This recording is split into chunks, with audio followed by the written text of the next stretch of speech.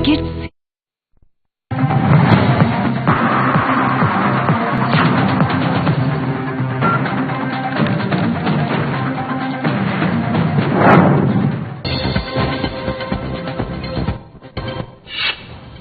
CM योगी ने unlock व्यवस्था की समीक्षा बैठक, संक्रमण की चेन तोड़ने के लिए ज्यादा से ज्यादा टेस्टिंग और कॉन्टैक्ट ट्रेसिंग कराने पर दिया जोर।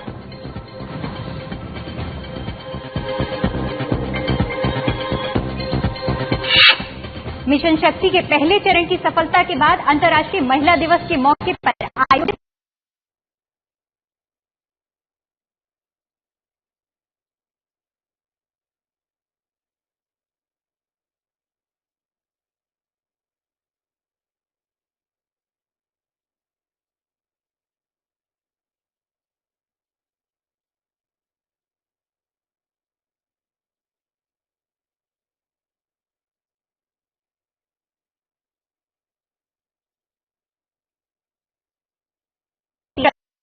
के भारत पार्टी और समाज हमेशा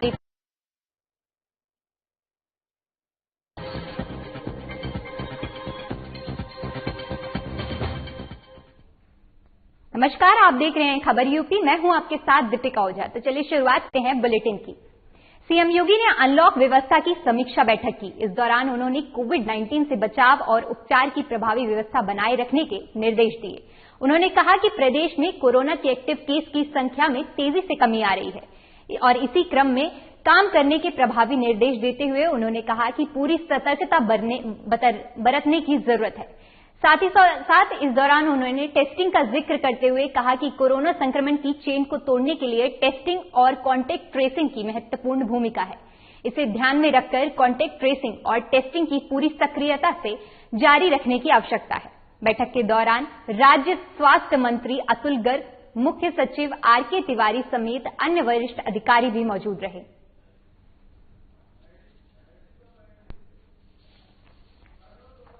तो आपको बता दें कि सीएम योगी आदित्यनाथ ने अनलॉक व्यवस्था की समीक्षा बैठक की। इस दौरान उन्होंने कोविड-19 से बचाव और उपचार के प्रभावी व्यवस्था बनाए रखने के निर्देश दिए हैं। साथ ही साथ प्रदेश में कोरोना के एक्टिव केसों की संख्या कम होने पर उन्होंने खुशी जताई है, लेकिन इसके साथ ही साथ उन्होंने कहा है कि हमें प्रभावी कदम उठाने की जरूरत है। कॉन्टैक्ट ट्रेसिंग और टेस्टिंग पर भी उन्होंने जोर दिया। कहा, संक्रमण से अगर हमें निजात पाना है और चेन तोड़नी है तो इसके लिए ज्यादा से ज्यादा टेस्टिंग और कॉन्टैक्ट ट्रेसिंग करनी होगी। कॉन्टैक्ट ट्रेसिंग और टेस्टिंग की महत्वपूर्ण भूमिका है। तो आपको बताते चलें कि सीएम योगी आदित्यनाथ ने अनलॉक व्यवस्था की समीक्षा बैठक करते हुए कोरोना के बचाव और उपचार की प्रभावी व्यवस्थाओं बनाए रखने के निर्देश दिए हैं। ज्यादा से ज्यादा टेस्टिंग और कॉन्टैक्ट ट्रेसिंग पर जोर दिया। तो बता दें कि सीएम योगी ने अनलॉक व्यवस्था की समीक्षा बैठक की। इस दौरान उन्होंने कोविड-19 से बचाव और उपचार की प्रभावी व्यवस्था बनाए रखने के निर्देश दिए हैं। उन्होंने कहा है कि प्रदेश में कोरोना के एक्टिव केस की संख्या कम हो रही है। साथ ही साथ इसमें कमी आने के साथ हमें लेकिन पूरे प्रभावी प्रयास लेने की जरूरत है।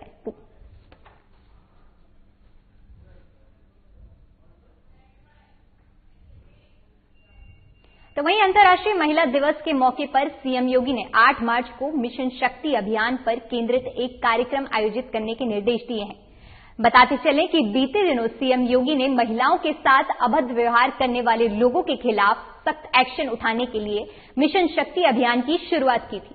इस अभियान में राज्य में काफी गहरा असर पड़ा और इसी क्रम में अब उन्होंने महिला दिवस के मौके पर कार्यक्रम आयोजित करने के निर्देश दिए हैं।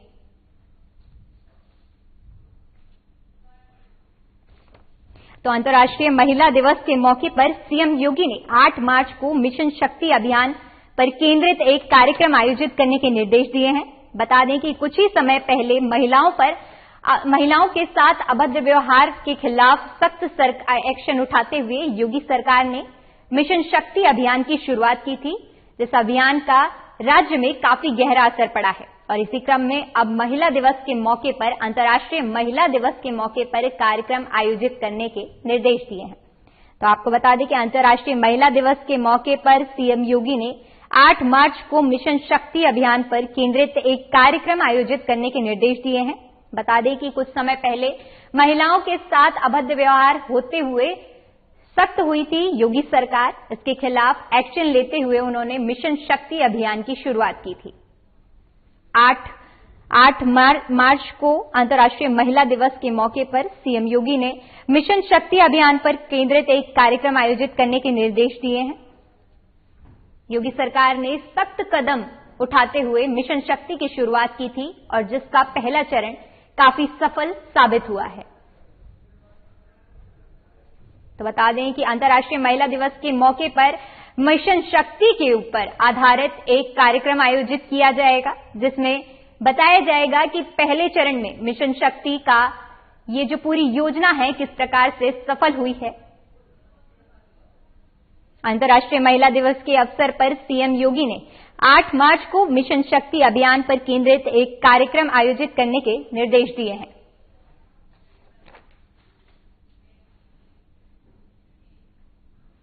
तो वहीं सीएम योगी ने बैठक के दौरान विभिन्न कार्यों की समीक्षा की। इस दौरान उन्होंने प्रदेश के युवाओं को ज्यादा से ज्यादा रोजगार के अवसर उपलब्ध कराने पर जोर दिया। उन्होंने कहा कि प्रदेश के युवाओं को रोजगार और स्वरोजगार के मौके उपलब्ध कराने के लिए राज्य सरकार द्वारा मिशन रोजगार योजना चलाई गई है। इसके अंतर्गत बड़ी संख्या में नौजवानों को लाभ मिला है। उन्होंने मिशन रोजगार के प्रभावी रूप को इसी प्रकार जारी रखने के निर्देश दिए हैं। आपको बता दें कि बैठक के दौरान स्वास्थ्य राज्य मंत्री अतुल गर्ग, सूचना निर्देशक शिशिर समेत तमाम अन्य वरिष्ठ अधिकारी भी मौजूद रहे।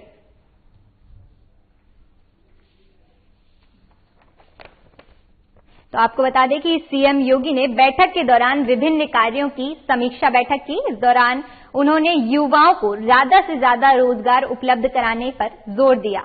उन्होंने कहा कि प्रदेश के युवाओं को रोजगार और स्वरोजगार के मौके उपलब्ध कराने के लिए राज्य सरकार अग्रसर है और इसी के तहत मिशन रोजगार योजना चलाई गई है।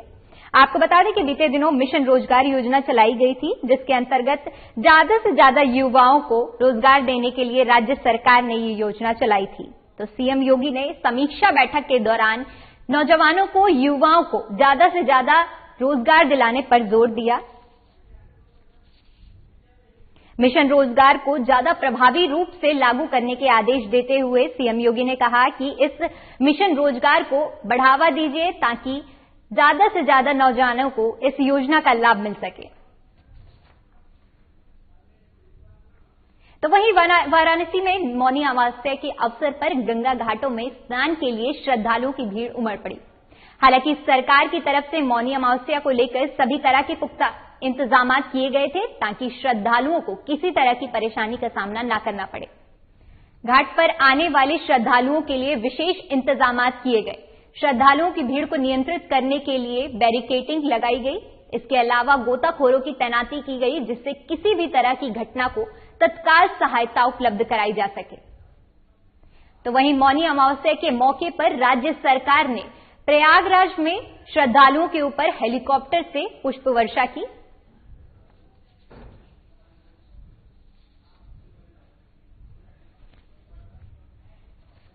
तो आपको बता दें कि मौनी अमावस्या के मौके पर वाराणसी के गंगा घाटों में श्रद्धालुओं की भीड़ उमड़ पड़ी। हालांकि सरकार ने मौनी अमावस्या के अवसर को लेकर पहले से ही पुख्ता इंतजाम किए हुए थे ताकि श्रद्धालुओं को किसी भी तरह की परेशानियों का सामना न करना पड़े।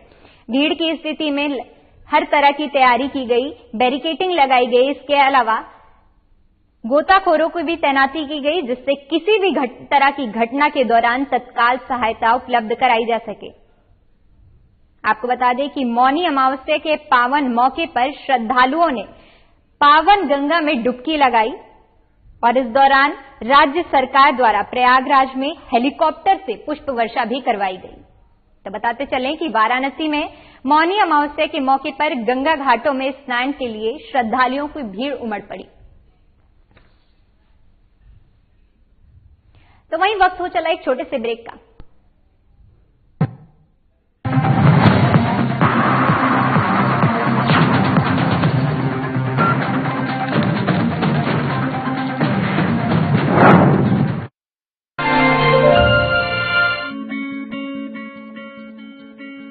उत्तर प्रदेश के अन्नदाता किसान और सरकार आज हाथ में हाथ मिलाकर उत्तर प्रदेश में समृद्धि की नींव रख रहे हैं। किसानों की आमदनी बढ़ाने से लेकर उनके आत्मसम्मान की रक्षा के लिए सरकार बड़े कदम उठा रही है। योगी सरकार के आने से हमें सिंचाई की काफी अच्छी सुविधा उपलब्ध हुई है और पहले के मुकाबले अब हमारा जो गेहूं है काफी अच्छा हो रहा है। उत्तर प्रदेश ने 86 लाख किसानों के 36,000 करोड़ रुपए के ऋण माफ किए हैं और प्रदेश भर के 2 करोड़ 13 लाख किसान प्रधानमंत्री किसान सम्मान निधि से लाभान्वित हुए हैं। ये बताते हुए प्रसन्नता है, प्रदेश के अंदर 2 करोड़ 35 लाख किसान प्रधानमंत्री किसान सम्मान निधि से लाभान्वित हो रहे हैं। लोगों की सुविधा के लिए चीनी मिलों में सल्फरलेस प्लांट की स्थापना हुई है। विभिन्न योजनाओं के तहत किसानों को 2,53,000 करोड़ रुपए का भुगतान किया गया है। न्यूनतम समर्थन मूल्य को और सशक्त करते हुए रिकॉर्ड 64,000 करोड़ रुपए की सरकारी खरीद की गई है तथा प्रदेश के गन्ना किसानों का भुगतान हो चुका है। किसानों की सुगमता हेतु उत्तर प्रदेश में मंडियों का विकास किया जा रहा है। प्रदेश की 27 मंडियों को आधुनिक किसान मंडी के रूप में विकसित किया गया है।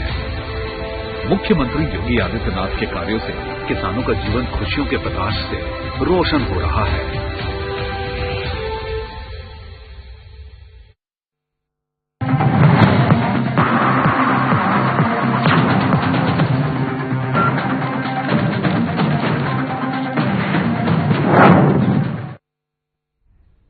ब्रेक के बाद एक बार फिर से आपका स्वागत है। सीएम योगी आदित्यनाथ ने भारतीय जनसंघ के सह संस्थापक पंडित दीनदयाल उपाध्याय की पुण्यतिथि पर उन्हें याद करते हुए श्रद्धांजलि दी।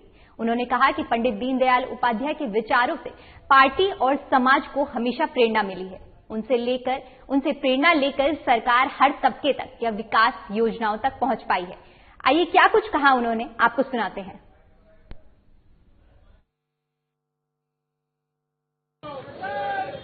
हम तोते के प्रणेता एकात्म मानव दर्शन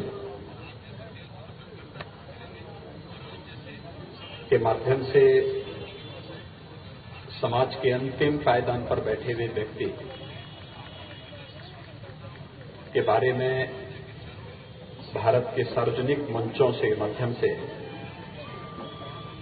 एक संवेदनशील भाव को पैदा करने वाले भारतीय जनसंघ के संस्थापक सदस्यों में से एक सरदेव पंडित दीनदयाल उपाध्याय जी के पावन पुण्यतिथि के अवसर पर आज यहां पर आयोजित इस कार्यक्रम में भारतीय जनता पार्टी के प्रदेश के अध्यक्ष माननीय स्वतंत्र देव सिंह जी, आज के इस समारोह में उपस्थित प्रदेश सरकार में मेरे वरिष्ठ सहयोगी उप मुख्यमंत्री डॉक्टर दिनेश शर्मा जी, मेरे सहयोगी मंत्रीगण श्री ब्रजेश पाठक जी, डॉक्टर महेंद्र सिंह जी, श्रीमती स्वाति सिंह जी, माननीय विधायकगण श्री सुरेश श्रीवास्तव जी, श्री सुरेश तिवारी जी, श्री नीरज बोरा जी, श्री गोविंद नारायण शुक्ल जी,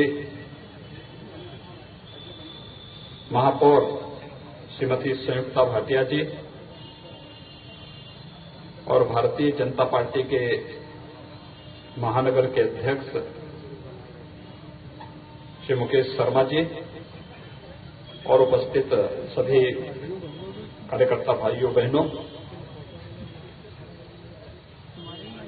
मैं सबसे पहले भारत माता के महान सपूत भारतीय राजनीति में गांव के लिए, गरीब के लिए, किसान के लिए, नौजवान के लिए और समाज के प्रत्येक तबके के बारे में एक स्पष्ट और पारदर्शी सोच को स्थापित करने वाले सरदेव पंडित दीनदयाल उपाध्याय जी की इस पावन पुण्यतिथि के अवसर पर प्रदेशवासियों की ओर से उन्हें विनम्र श्रद्धांजलि अर्पित करता हूं। हम सब जानते हैं कि आज से 53 वर्ष पूर्व आज ही के दिन पंडित दीनदयाल उपाध्याय जी अपने भौतिक काया को छोड़ करके हमसे अलग हुए थे।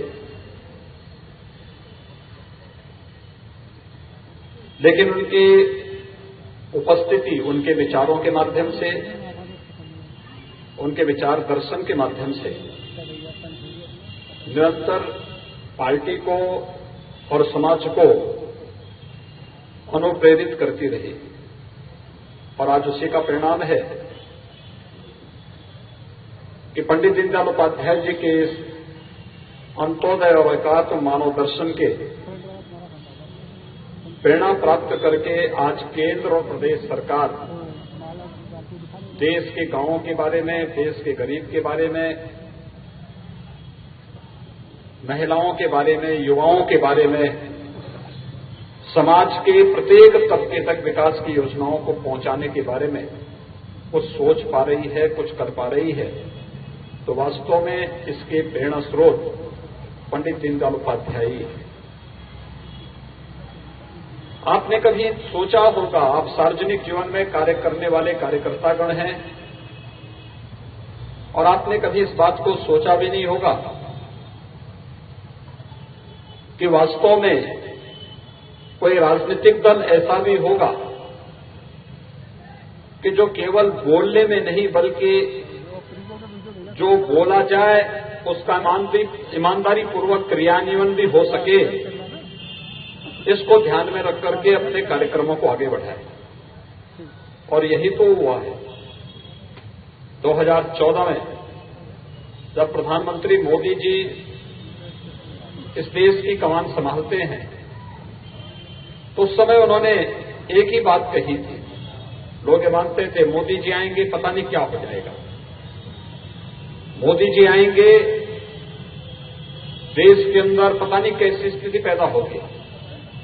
लेकिन पहला ही वक्तव्य मोदी जी का जो आया था, वो वक्तव्य आया था कि मैं इस देश के लिए गांव, गरीब, किसान, नौजवान, महिलाएं और समाज के प्रत्येक तबके के हितों के लिए ईमानदारी पूर्वक कार्य करूंगा और शासन की योजनाओं का लाभ उन लोगों तक पहुंचाऊंगा। मोदी जी ने 26 मई 2014 को जो बात कही, 26 मई 2014 को कही गई उनकी बातें उनके द्वारा लागू की गई योजनाओं के माध्यम से देखने, समझने और सुनने को मिलती है। कोई सोचता था भारत जैसे देश में 6 वर्ष के अंदर 2 करोड़ लोगों को आवास मिल जाएगा। कोई सोचता था 10 करोड़ लोगों को शौचालय मिल जाएगा, 8 करोड़ लोगों को रसोई गैस के सिलेंडर मिल पाएंगे, 12 करोड़ किसानों को प्रधानमंत्री किसान सम्मान निधि का लाभ मिल पाएगा, 35 करोड़ गरीबों के जनधन अकाउंट खुल पाएंगे, देश की आधी आबादी 5 लाख रुपए सालाना स्वास्थ्य बीमा का कवर पाएगी, हर घर तक शुद्ध पेयजल की आपूर्ति के लक्ष्य को लेकर के जल जीवन मिशन लागू हो पाएगा। 1947 से लेकर के 2014 तक एक सपना था, लेकिन 2014 के बाद हमने अपनी आंखों से इसको हकीकत में बदलते हुए देखा है। यह हकीकत जिसे आज व्यवहारिक रूप से मोदी जी धरातल पर उतार रहे हैं, इसकी प्रेरणा के असली स्रोत कोई है तो वह है पंडित दीनदयाल उपाध्याय जी का वह सोच और दर्शन, जिसमें उन्होंने गांव के लिए, गरीब के लिए, किसान के लिए, नौजवान के लिए, महिलाओं के लिए, समाज के प्रत्येक तबके के लिए घोषणाएं की थी और जिसके उन्होंने उसका एक विचार व्यक्त किया था, भारतीय जनसंघ कैसे काम करेगा, भारत की आर्थिक नीतियां किस पर केंद्रित होनी चाहिए, भारत के अंदर हम किस प्रकार की व्यवस्था से भारत का सर्वांगीण विकास कर पाएंगे, ये सभी भाव उसमें स्पष्ट देखने को मिलते थे। और आज यही कारण है कि पंडित दीनदयाल उपाध्याय जी की प्रासंगिकता केवल भारत में ही नहीं, विश्व मानवता उसे स्वीकार करती है, उसे अंगीकार करती है। हर एक फील्ड में आज अगर भारतीय जनता पार्टी की स्वीकार्यता बनी है और भारतीय जनता पार्टी दुनिया के सबसे बड़े राजनीतिक दल के रूप में उभरा है, तो अपनी स्पष्टवादिता के कारण, अपने कैडर बेस्ड कार्यकर्ताओं के बल पर और साथ साथ अपने नेतृत्व की एक स्वच्छ शुद्ध छवि के साथ साथ अपनी स्पष्ट विचारधारा और बिना भेदभाव के शासन की योजनाओं को हर एक नागरिक तक पहुंचाने के लिए आज पंडित दीनदयाल उपाध्याय जी हमारे बीच में नहीं। अपनी भौतिक काया का विसर्जन उन्होंने आज से 53 वर्ष पहले कर दिया था, लेकिन उनका विचार दर्शन आज भी हमें निरंतर अनुप्रेरित कर रहा है जीवन के हरेक फील्ड में। यही कारण है कि कोरोना के दौरान जब दुनिया पस्त थी, पूरी दुनिया जब अस्त व्यस्त थी, तब भारतीय जनता पार्टी का एक एक कार्यकर्ता अगर एक गरीब के लिए, एक किसान के लिए, एक प्रवासी मजदूर के लिए अपनी जान की परवाह किए बगैर कार्य कर रहा था, इसके पीछे पंडित दीनदयाल उपाध्याय की सोच थी। अगर वह कार्य कर रहा था इसलिए क्योंकि उसे मालूम है कि पंडित दीनदयाल उपाध्याय जी की प्रेरणा हमारे साथ है, उनका आशीर्वाद हमारे साथ में है, और उनकी प्रेरणा उस गरीब के लिए है जो अपनी नौकरी छूटने के कारण, लॉकडाउन के कारण पलायन करने के लिए मजबूर हुआ। लेकिन मुझे उसकी चिंता करनी है, स्वयं की चिंता नहीं करनी है, क्योंकि स्वयं की चिंता अगर मैं करूंगा तो फिर क्या स्थिति होगी। जो पंडित दीनदयाल उपाध्याय हमेशा अपने वक्तव्य में एक बात को कहते थे, उनकी जो बातचीत होती थी, जिन बातों को लगातार वो फोकस करते थे, आदि शंकराचार्य की जीवनी जब उन्होंने लिखी तो उसमें उन्होंने आदि शंकराचार्य की जीवनी में इस बात को स्पष्ट किया कि जब आदि शंकराचार्य भिक्षाटन के लिए जाते हैं, एक घर के सामने जाते हैं, बड़ी हवेली होती है, वे भिक्षाम देही का जैसे ही आह्वान करते हैं, इससे पहले कि घर की मालकिन भिक्षा लेने के लिए घर के अंदर जाती है, भिक्षा लेकर के आती है, उनकी नजर उस हवेली के सामने पड़ी हुई एक झोपड़ी में निकल रही कराह पर पड़ती है, और उनके मन में बात कौंध उठती है कि इस इतनी बड़ी हवेली के सामने, इस छोटी सी झोपड़ी में एक व्यक्ति भूखों करा रहा है, क्या इन लोगों की आवाज इस कराह पर नहीं पहुंच पा रही है क्या?